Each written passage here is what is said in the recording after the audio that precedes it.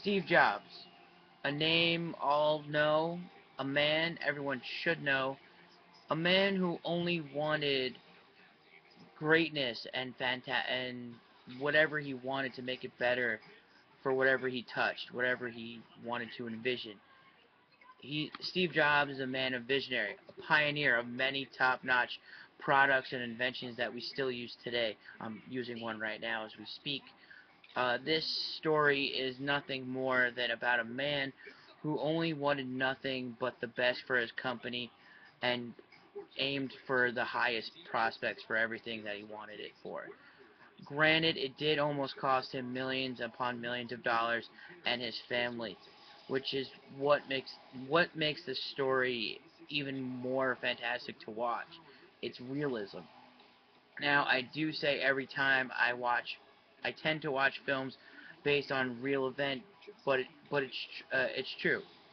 The more realism it has to the film, the more realistic that they give to you throughout the film, and the more I will get more involved with the film, the more I will block out whatever's around me and just solely focus on the film itself and just get completely involved with the story, which is what happened here. This actually hasn't happened for a long time. Pretty much since I saw Silver Linings, I got so involved with that movie. But nothing is better in a movie storyline than its realistic tendencies, and it's that feeling that you get like, oh my god, holy crap, this actually happened. I can't believe, especially when you find out even if it's in your within your time frame of living. It's not even it's you tend to block when you're a kid. You don't really pay attention to the world around you until you're older. Like I'd say probably in your when you're somewhat in your later years of college, getting ready to get your final job, stuff like that. It doesn't really happen until later, and with Jobs, I just had that feeling. Like it was just amazing to see what he went through to get this, this unbelievable. I love seeing that expression on people's faces, seeing that the the realism hits them the way it hits me. And with Jobs, it's no exception to that. I've been waiting for a biopic of Steve Jobs for pretty much almost a year and a half now, because that's uh, as soon as they said something that because pretty much when he died, they were actually talking about before he died, and when it happened, it seemed to pick up more and more recollection with movie critics, people who wanted to see it like myself, fans as well. The only question was that whoever was writing, directing, and producing it had to make sure what was going to go into it, obviously. Because, let's face it, Jobs' life wasn't all, rainbows and unicorn shits. It would constantly start he would constantly start wars with anyone in his way, to make Apple into what he envisioned it, what he wanted to be envisioned it to be. Ever since 1976, when Wozniak showed him his idea to put two things together to make work, format onto a TV screen to do jobs more efficiently. It it's like it was like a warehouse with Jobs. When I saw him look at Wozniak, I do wish I was there to see that moment, because it was like a warehouse of light bulbs that just went off in his head, and he just fucking ran with it. I mean, this film had everything you wanted in a biopic, just from the startup, the rise, the fall, the heroes, the villains. I mean, considering it ended up being that Jobs was his own worst enemy in this, but one of his crowning moments, well, at least, uh, he thought, I thought, it would be, it was a Super Bowl commercial entitled 1984, based on Orwell's novel 1984. This is what allowed, that moment in history was a was big for Apple. It showed that they had to be taken seriously of what they wanted to do with the company. But the thing is that they promised, but they didn't deliver, which is what they showed, which I found was interesting. but this was a this you know, the biopic clearly, at least in my opinion, was in favor of jobs. I loved I loved every aspect of this film. Not to mention, you know, what was allowed to be shown. It was hard, especially when you know what the person went through.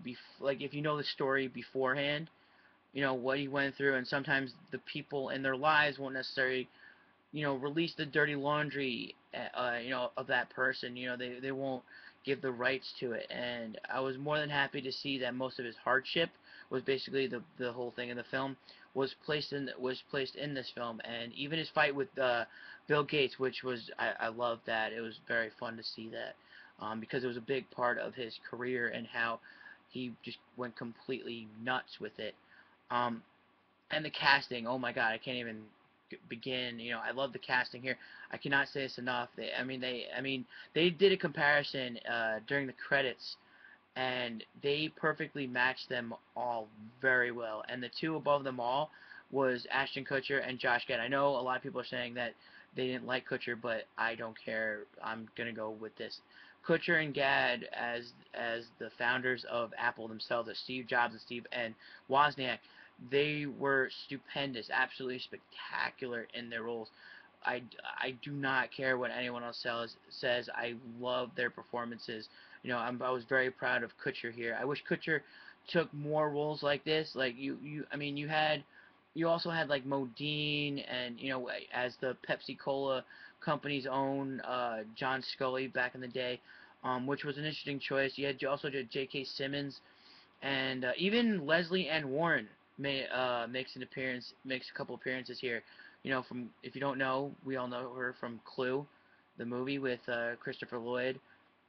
I mean, there were so many other great actors. You know, some comedians who also made their like dramatic switch in here, which again I loved it. You know, I couldn't pick a better cast. With my toes and, you know, blind. You know, it was. I don't even know where I was going with that. I just can't pick.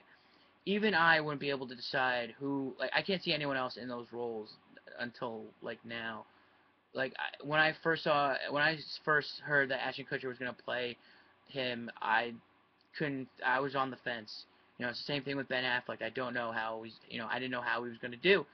You know, and then Kutcher just blew my fucking mind with it, and I loved him for it, and I will definitely end up probably buying this movie on DVD when it comes out. So, like I said, as you can clearly see, I do recommend this film. You know, it was the realism, yeah, for sure. Was the brilliant performances by the actors and actresses? Sure, you bet. But honestly, it was Steve Jobs, the man, who was and is such a brilliant person and has a spectacular mind, and it was more than saddening, you know, upon the announcement of his passing. I know, to be honest, I only wish I got to meet the man myself. You know, we use his inventions every day, from the iPod, you know, to the iPad. There's a saying I like to use. You know, insanity is just visionary in disguise, and that's pretty much, from what I saw in the movie, it pretty much describes him like that to a T. Um, Definitely check this movie out. It goes above and beyond to show that, you know, he will surely be missed, and it is a great movie to watch. Definitely should check it out. But what also won't be missed is make sure you guys subscribing to my channel. Yes, I know you know where this is going, so make sure you hit Mr. Percy Jackson or any of the beautiful people behind me. Also, do the right thing here and share my videos on Facebook and on Twitter. Our next film, our next one will be our last, because according to my script, it's the end of the world, or the world's end, I would say. That's what it says on my script here. It's what? Oh, it's not the end of the world?